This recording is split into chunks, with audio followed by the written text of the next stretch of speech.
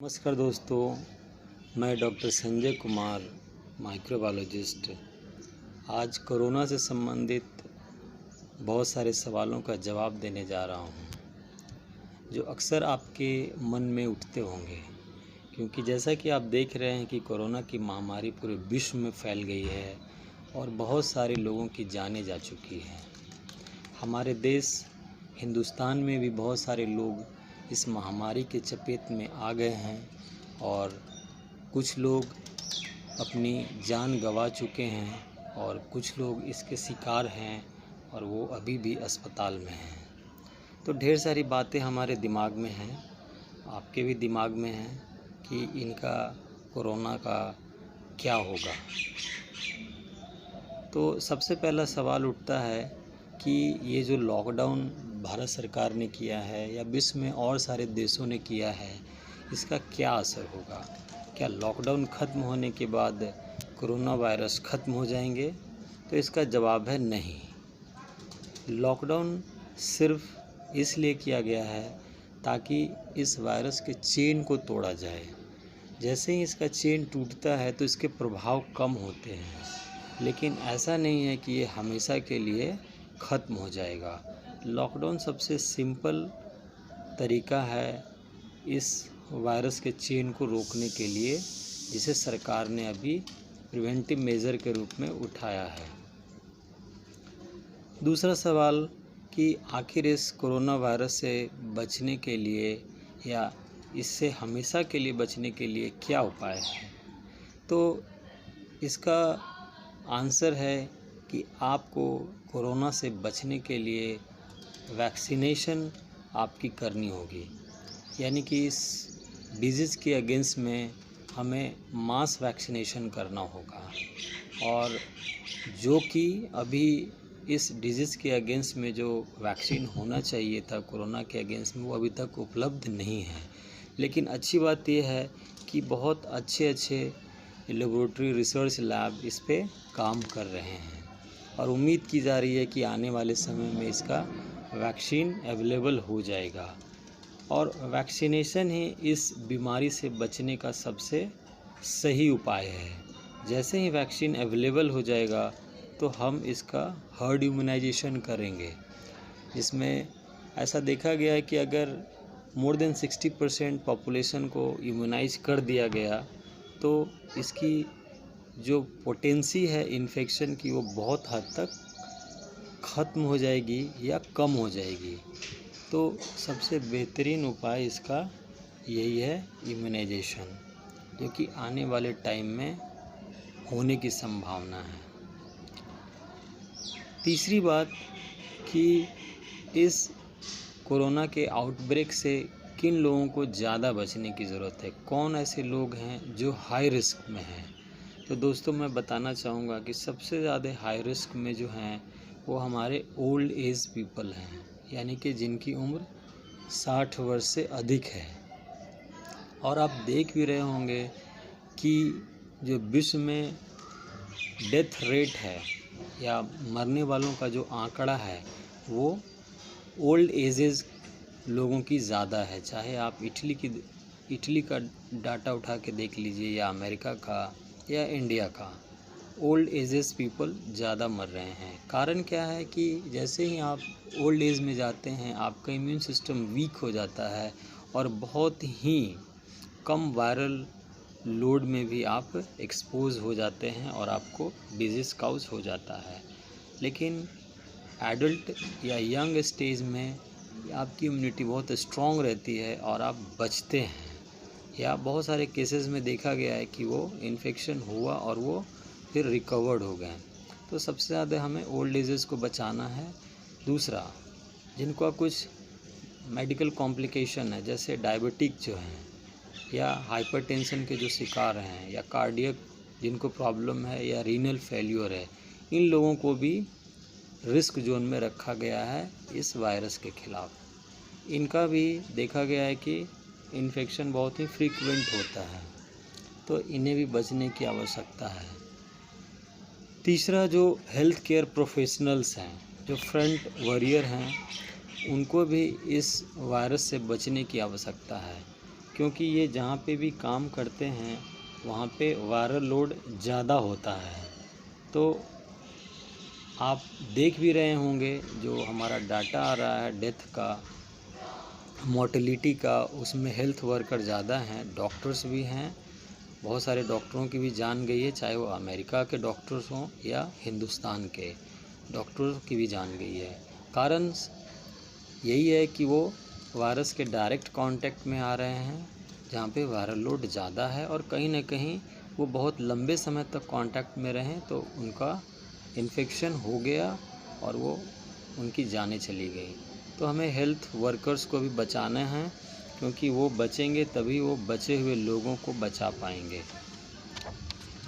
और अभी जो कोरोना का जो आउटब्रेक है उसमें सरकार का क्या रोल है, सरकार का भी जो स्ट्रैटेजी है वो क्या करना चाह रही है।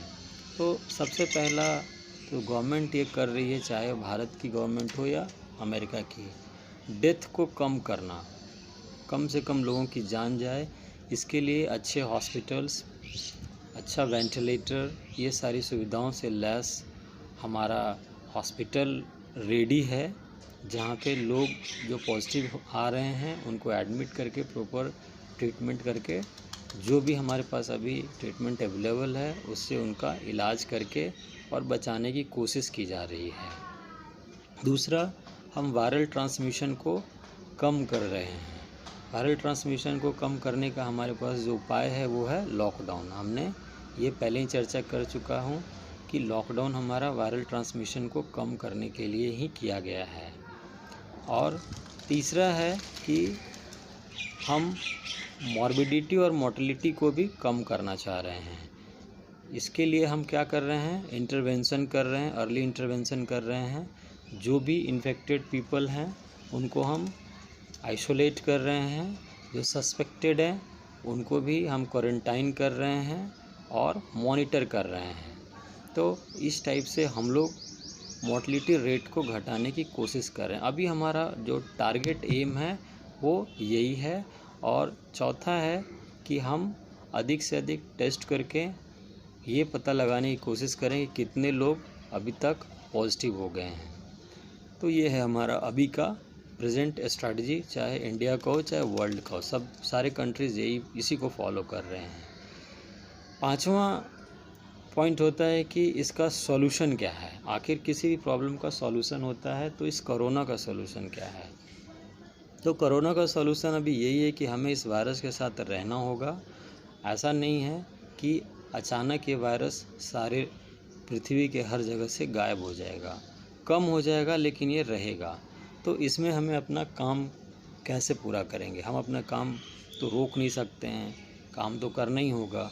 तो इसकी कुछ स्ट्रैटेजी फॉलो करने होंगे। जैसे पहला है कि हमें जो यंग पॉपुलेशन है उनको अलाउ करना होगा काम करने के लिए, और जो ओल्ड पॉपुलेशन है उनको रोकना होगा घर पे। और यंग पॉपुलेशन में भी हम जब उनको काम के लिए अलाउ करेंगे तो उनको वॉच करेंगे कि ज़्यादा गैदरिंग ना करें। जहाँ पे वो काम करते हैं वो कम से कम लोग एक साथ इकट्ठा होके, जैसे उनका 4 to 5 लोगों का सिटिंग सिस्टम हो, या जहाँ पे भी काम हो रहा हो सारे प्रिवेंटिव मेजर्स के साथ काम करें। वो जैसे ऑफिस जाते हैं या वर्किंग प्लेस में जाते हैं तो वेल सैनिटाइज हों, हैंड वॉश करें, हैंड सैनिटाइज करें। ऑफिस से आने के बाद अपने कपड़े को बाहर ही खोलें और जा कर के अच्छे से ढंग से नहाएं, कपड़े को डिप करके उसको अच्छे से वॉश करें। ये सब हमें फॉलो करना होगा जो भी वर्कर्स हैं। और ओल्ड एज पॉपुलेशन को आप आइसोलेट करिए, घर पे ही उनको होल्ड करिए।